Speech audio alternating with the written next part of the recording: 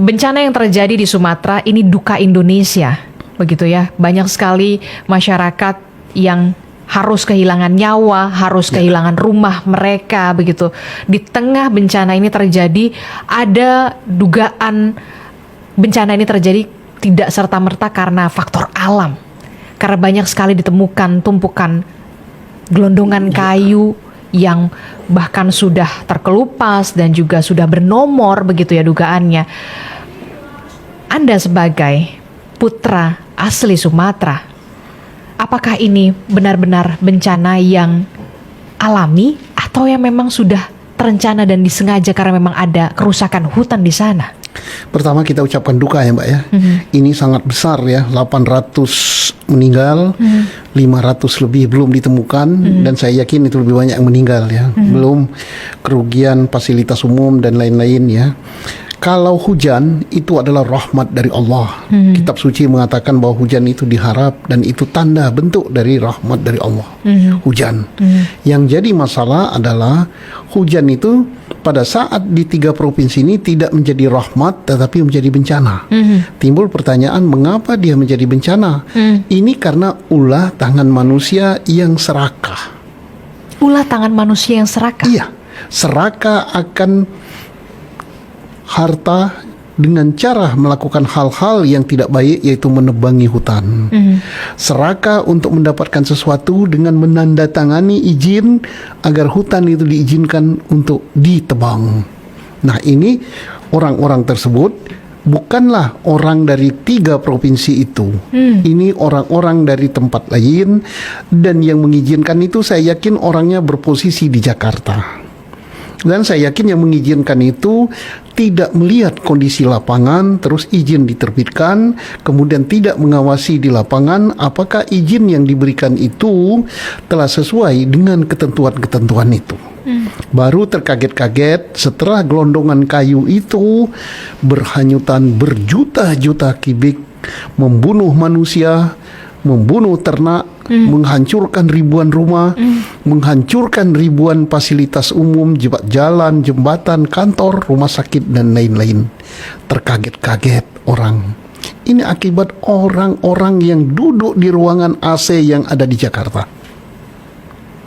Jadi mereka lah yang harus bertanggung jawab, yang memberikan izin. Iya. Karena mereka memberikan izin, saya yakin ya, izin diberikan tapi dia tidak melihat lapangan, kemudian tidak menganalisa.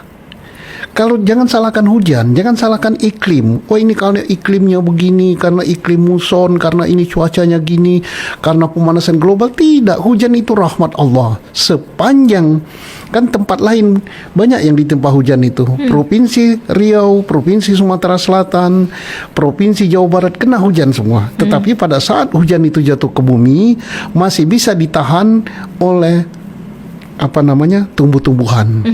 Begitu ditahan oleh tumbuh-tumbuhan, kemudian buminya masih bisa meresap sebagian daripada hujan itu, maka itu akan mengairi sumur-sumur dan membasahi tanah, dan itu membuat subur tanah. Itu sudah rumus petani, dan petani senang kalau ada hujan itu. Tetapi manakala hujan itu tidak dihadang oleh pohon, tidak dihadang oleh tanam-tanaman, maka dia menjadi bencana. Mari kita lihat berapa juta kubik itu kayu yang bergelondongan. Itu kasat mata, pemiliknya jelas. Kemudian dari mana asalnya jelas, tumpukan kayu itu dari mana jelas, sampai bupatinya mengatakan ini izin yang berlebihan. Ya, ini dosa. Izin yang berlebihan. Iya. Siapa yang bertanggung jawab? Harus bertanggung jawab ini.